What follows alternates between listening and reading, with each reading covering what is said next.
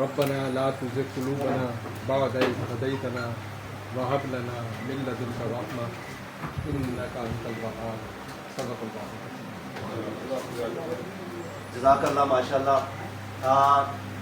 آپ سب دوستوں کا بہت بہت شکریہ کہ آپ نے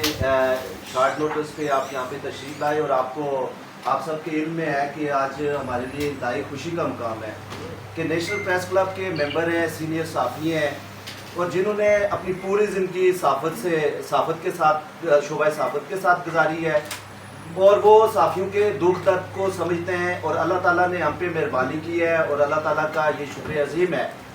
جتنا بھی اللہ تعالیٰ کا شکر ادا کریں وہ کم ہے کہ آج ایک ہم میں سے ہی ایک صحافی جو ہے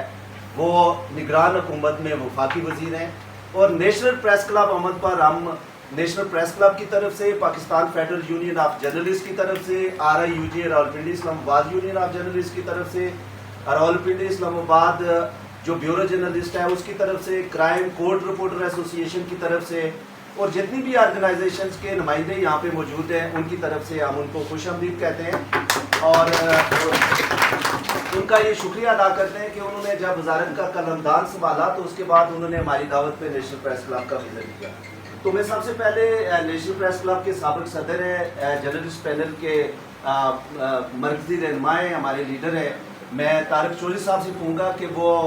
سب سے پہلے معزز مہمان کو ویلکم بھی کریں اور اپنے خیالات کا اظہار. بہت شکریہ.